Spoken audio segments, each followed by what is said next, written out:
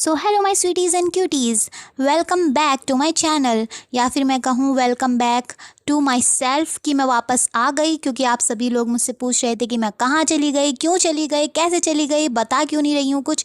तो हाँ, मैं बता देती हूँ। और आप में से काफ़ी लोग ऐसे भी हैं जो कि ये सोच कर बैठे थे कि मैं मर गई। वाकई में मतलब यार, तुम लोग भी कुछ भी कहते हो यार, मैं मर थोड़े ही ना गई थी। हालांकि ऐसी हालत हो गई थी, पर मरी थोड़ी थी।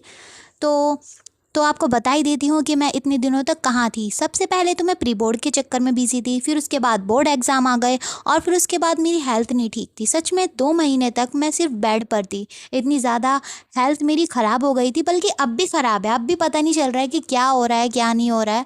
टेस्ट चलते जा रहे हैं, कभी एक, कभी दूसरा, कभी तीसरा, ऐसे ही चलते जा रहे हैं। तो हेल्थ अब भी ठीक नहीं है, लेकिन फिर भी पहले से बेटर है, तो मैं वीडियो बना रही हूँ, ठीक है।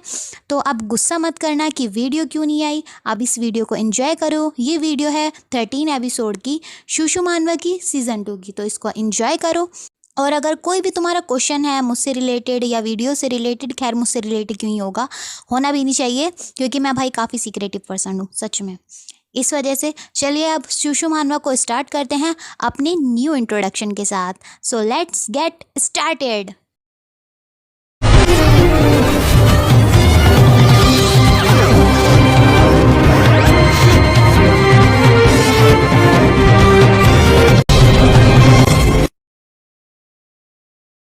सो एपिसोड की स्टार्टिंग वहीं से होती है जहां श्रीना हेस्टिया से कहती है, हेस्टिया मेरी विश है कि, और हेस्टिया काफ़ी ध्यान से श्रीना की बातों को सुन रही होती है। तभी श्रीना एक फॉर्म दिखाते हुए कहती है, वो ये है मेरी विश। उस फॉर्म को देखकर हेस्टिया कहती है, ये तो एप्लीकेशन है ज्वाइन करने के लिए न्यू सेमेस्टर के न्यूज़पेपर क्लब को। फिर श्रीना अपनी डायमेंशन पॉकेट से कुछ निकालते हुए कहती है, प्लीज़ आओ और हमारे क्लब को प्रमोट करो हैस। फिर श्रीना कहती है, ये बुक्स भी एक्सेप्ट करो हैस। फिर श्रीना काफ़ी सारी बुक्स अपनी डायमेंशन पॉकेट से निकाल कर दे देती है हैस को, जो देखकर हेस्टिया काफ़ी हैरान होते हुए कहती है, क्या क्या ये सारी बुक्स?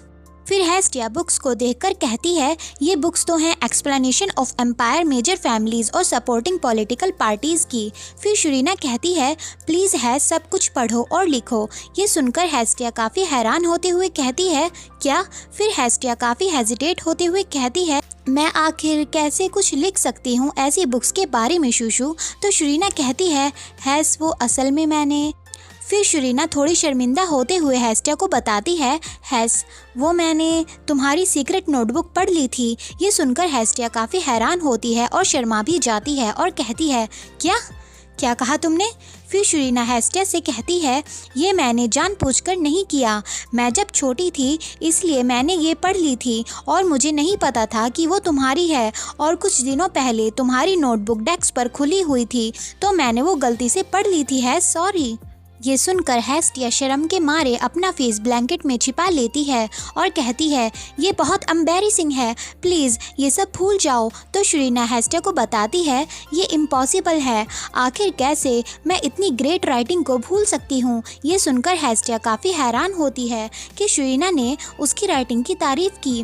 फिर हमारी प्यारी हेस्टिया काफ़ी प्यार से एक बच्चों वाला फेस बनाकर प्यार से श्रीना से पूछती है, क्या ग्रेट राइटिंग?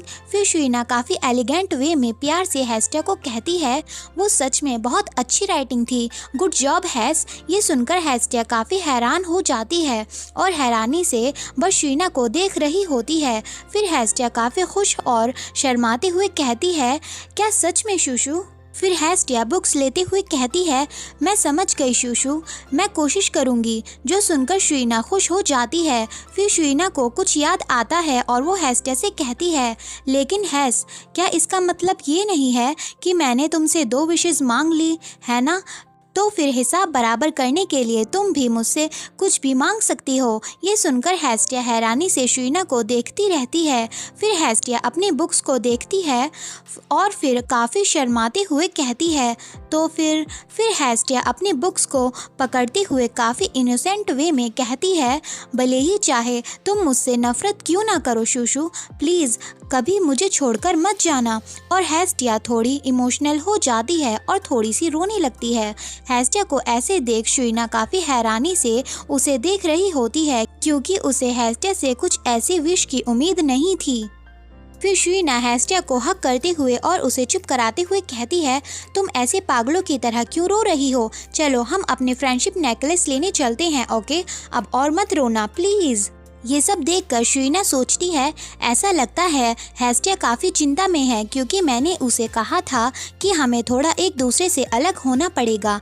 तभी डोर पर कोई नॉक करता है और बाहर से आवाज़ आती है, हेस्टिया क्या मैं अंदर आ जाऊं? ये आवाज़ सुनकर शुइना कहती है, कोरी तुमने तो कहा था कि तुम बिजी हो और अब तुम यहाँ आ भी गए, चलो अब अंदर भी आ जाओ। फिर कोरी को आते हुए देखकर शुइना कहती है, अंदर आओ कोरी, मुझे बस अभी थोड़ी भूख ही लग रही थी, क्या तुम्हारे पास स्नैक्स हैं कोरी? ये सुनकर कोरी कहता है, मैंने तो अभी हेस्टिया के बारे में भी नहीं पूछा और तुम अभी ही। तभी कोरी काफ़ी हैरान हो जाता है। ये देखकर शुइना पूछती है, क्या हुआ कोरी? और तभी पीछे से हेस्टिया भी शुइना को देखकर काफ़ी हैरान होते हुए कहती है, शू तुम्हारी। फिर हेस्टिया हैरान होकर कहती है, शू तुम्हारी नाक से खून आ रहा है। फिर हमें शुइना को दिखाया जाता है जिसकी नोज से कुछ ज़्यादा ही ब्लड आ रहा होता है। तभी शुइना नीचे गिरते हुए कहती है, आखिर मुझे एकदम से इतने चक्कर क्यों आ रहे हैं? और फिर हेस्टिया भी शुइना के पास आते हुए कहती है, शू तुम्हें क्या हुआ? और कोरी भी शुइना के पास भागकर आता है। फिर कोरी शुइना की हालत देखकर कहता है, जैसा कि मैंने सोचा था, ये बहुत खतरनाक है। अगर तुम्हारे डार्क सर्कल 4 सेंटीमीटर से ज़्यादा हो जाए तो। ये सुनकर शुइना कहती है, क्या अजीब श्राप है, मेरे डार्क सर्कल बस 0.45 सेंटीमीटर ही तो ज़्यादा थे। तभी कोरी हेस्टिया और शुइना को बेड पर अपनी मैजिक से लेटाते हुए कहता है, अभी के लिए तुम दोनों यहाँ लेटो और आराम करो, मैं जाकर टीचर्स को बताता हूँ शूशू की हेल्थ के बारे में और वापस आता हूँ। फिर कोरी टीचर्स को बताने चला जाता है और शुइना और हेस्टिया काफ़ी ऑकवर्ड होकर वहाँ लेटी होती हैं, बिल्कुल चुपचाप होकर। तभी वे एक दूसरे की तरफ देखती हैं, फिर वे एकदम से अपनी हालत देखकर हंसने लगती हैं और एक काफ़ी प्यारा सा मूवमेंट क्रिएट करती हैं। फिर हमारा सीन हेस्टिया के घर पर शिफ्ट होता है जो किसी मेंशन से कम नहीं था।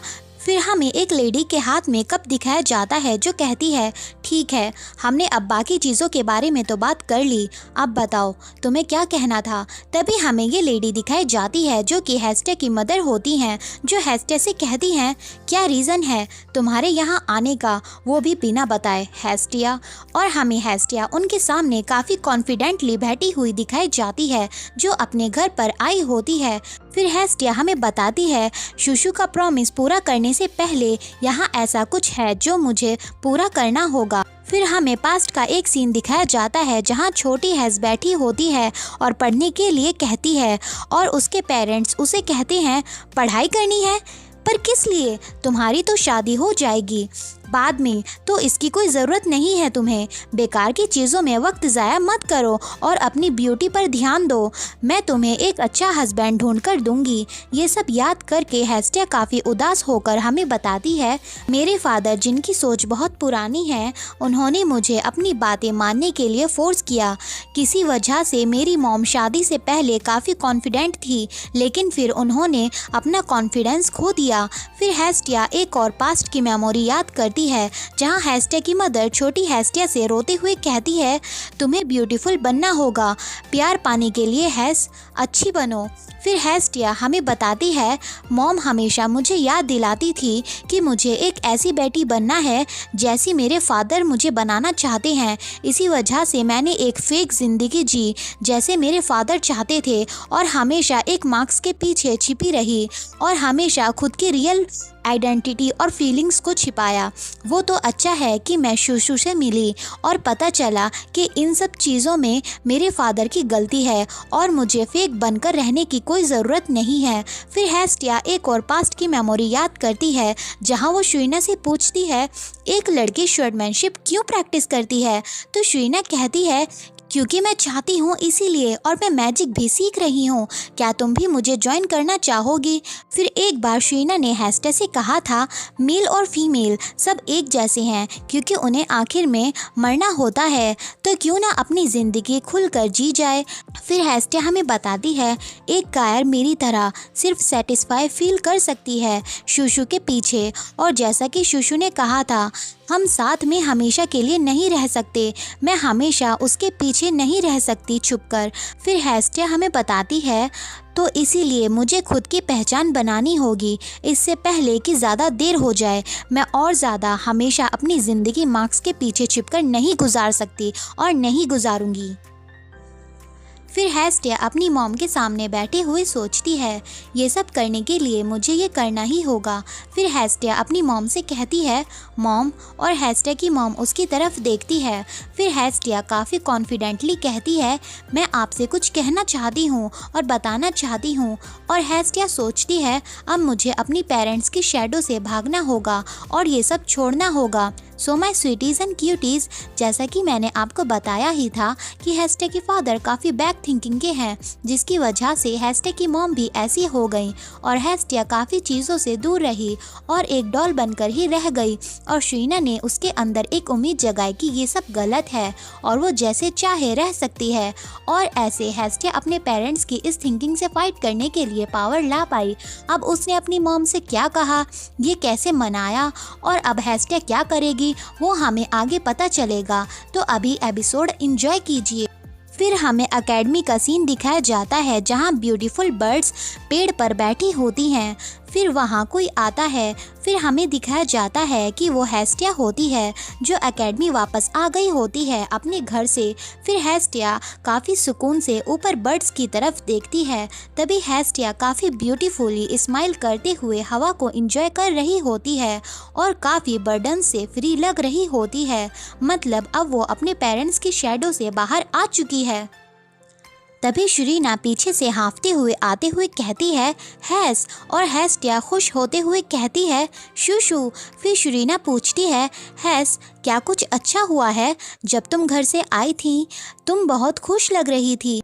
तो हेस्टिया कहती है हाँ, मेरी मॉम ने मुझसे कहा कि मैं घर छोड़कर चली जाऊं जब मैं एकेडमी से ग्रेजुएट हो जाऊं। तो ये सुनकर शरीना हैरान होते हुए कहती है क्या? ऐसे जोक मत करो हैस। ये सुनकर हेस्टिया काफ़ी खुश होते हुए शरीना को देखती है। फिर हेस्टिया कहती है बहुत भूख लगी है, चलो कुछ खाने चलते हैं। तो शरीना कहती है क्या? हैस रुको। तो हेस्टिया कहती है शूशू तुम क्या कर रही हो, चलो भी। तो शरीना कहती है रुको रुको हैस, मेरे लिए तो रुको। फिर हमें नेक्स्ट डे का सीन दिखाया जाता है ऑर्गन एकेडमी की ब्यूटीफुलनेस के साथ।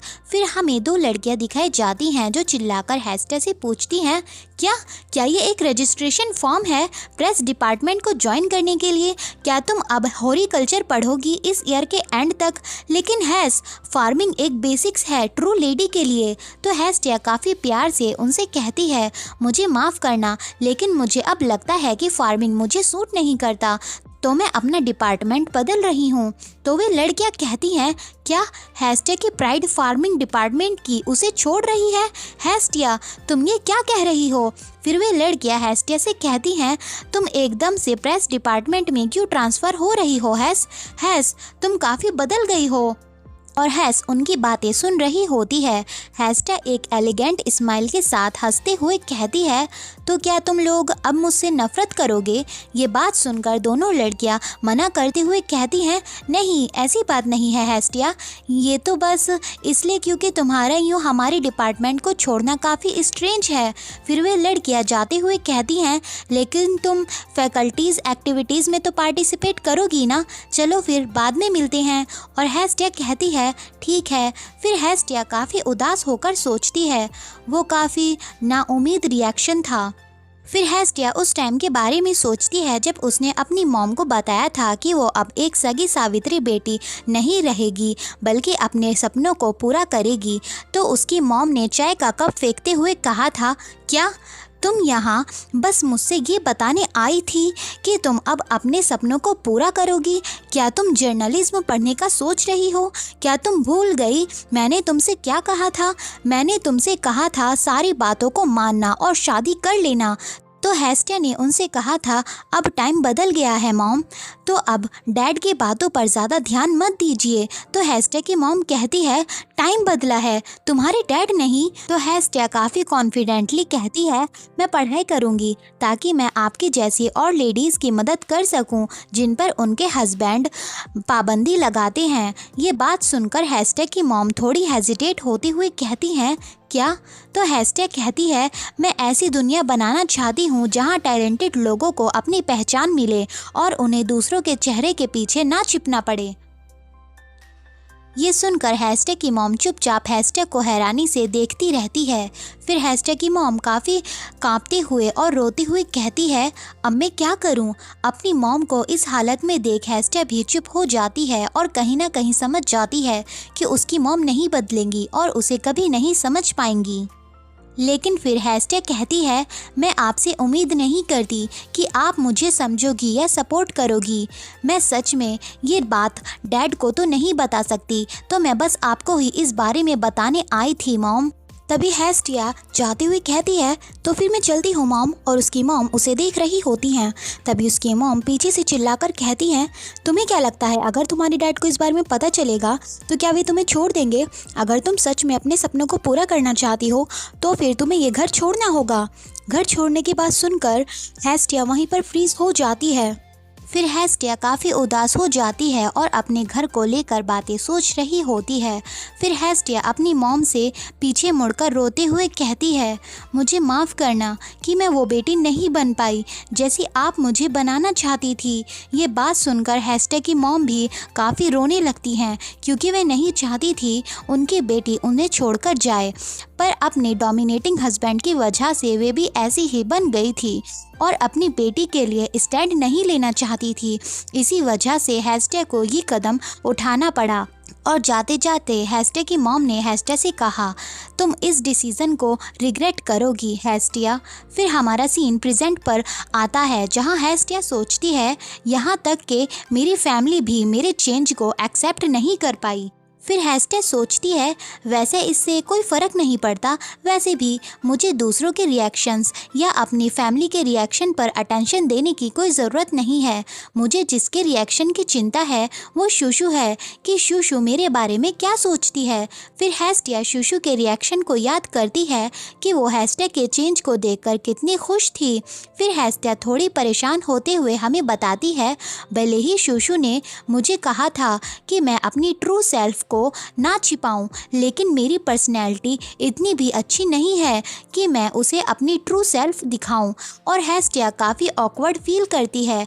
फिर हेस्टिया अपनी फ़ाइट के बारे में सोचती है जब उसने उन 3 लड़कियों के बाल नोच लिए थे और हेस्टिया उस टाइम पर कॉक फाइटिंग मोड ऑन पर थी। फिर हेस्टिया उस टाइम को याद करती है जब उसने शॉन को भड़काकर उन सारे लड़कों को ठिकाने लगवाया था जो शूशू को अप्रोच करते हैं फ्रेंडशिप के लिए या किसी बुरे इरादे से। फिर हेस्टिया घबराते हुए सोचती है, अगर शूशू को पता चला कि मेरी पर्सनैलिटी शॉन की तरह है तो क्या वो मुझे डांटेगी। तभी शरीना भी पीछे से आती है। फिर शरीना हेस्टिया के पास आकर कहती है, क्या तुम अब भी अपना इंट्रोडक्शन लिख रही हो? तो हेस्टिया शॉक होते हुए कहती है, अब वो दरअसल अभी ये अच्छा नहीं है।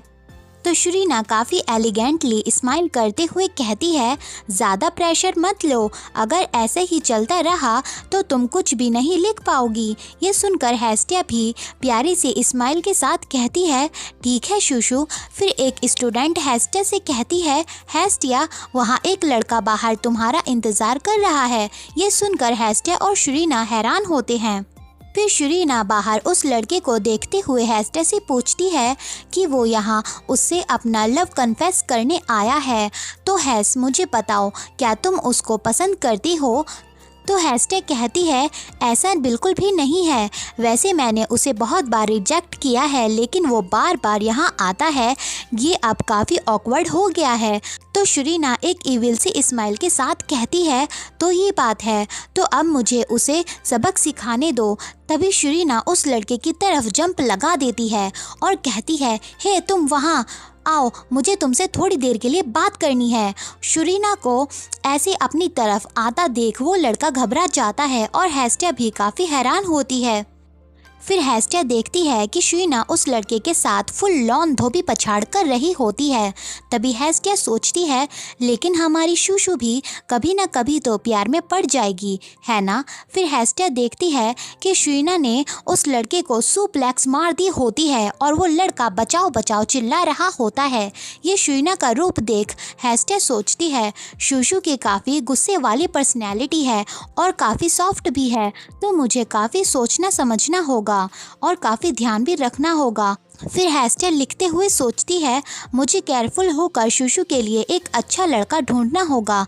तो पहले मैं अपना इंट्रोडक्शन लिखती हूँ, तो पहले मुझे अपने बारे में लिखना है और फिर हेस्टिया दोबारा अपना इंट्रोडक्शन छोड़ शूशु के बारे में सोचती है। ये इसलिए क्योंकि मेरी वजह से शूशु कभी किसी के प्यार में नहीं पड़ पाई, क्योंकि शूशु जिसे पसंद करती थी वो मुझे पसंद करता था और शूशु के ज़रिए मुझसे फ्रेंडशिप करना चाहता था। और ये एक या दो बार नहीं हुआ है बल्कि काफ़ी बार हुआ है। फिर हेस्टिया सोचती है ये काफ़ी अजीब है, तो पिछली बातों को छोड़ते हैं, तो अगर मैं देखूँ तो क्या कोई शूशु के आसपास उसके लायक है। फिर हेस्टिया हाइली के बारे में सोचते हुए कहती है और अपना ओपिनियन रखती है। भले ही हाइली एक प्रिंस है, वो अब मैच्योर भी है, लेकिन कभी कभी वो अब भी काफ़ी बच्चों वाली हरकतें करता है, तो इसे अभी इग्नोर करते हैं। तो इस तरह हाइली हेस्टिया की नज़रों में शूशु के लिए परफेक्ट नहीं है। तो फिर हेस्टिया कोरी के बारे में सोचती है और अपना ओपिनियन कहती है। तो अगर मैं कोरी के बारे में सोचूं तो कोरी शूशु के लिए ठीक है पर 100% ठीक नहीं है। तो इस तरह कोरी भी हेस्टिया की नज़रों में शूशु के लिए परफेक्ट नहीं है। फिर हेस्टिया एविस के बारे में सोचती है और अपना ओपिनियन कहती है।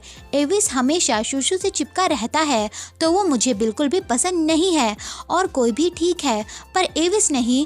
तो इस तरह एविस भी हेस्टिया की नज़रों में शूशु के लिए परफेक्ट नहीं है।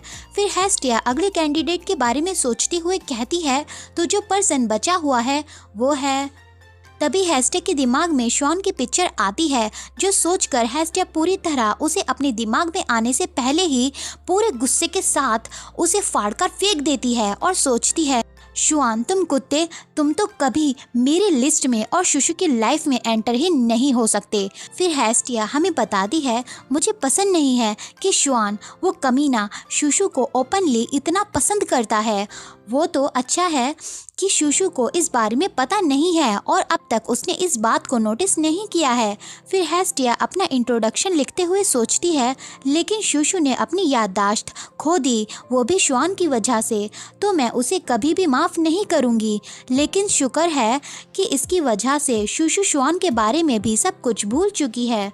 फिर हेस्टिया लिखते हुए ही सोचती है उस टाइम पर शूशु ये भी भूल गई थी कि मैं कितनी उदास हो गई थी और कितनी इमोशनल हो गई थी जब शूशु ने मुझे ये पेन गिफ्ट किया था। तभी हेस्टिया पूरे एक्सट्रीम लेवल के एंग्री मोड में चली जाती है और गुस्से से कहती है वो कमीना, आखिर उसने मेरी शूशु के साथ क्या किया।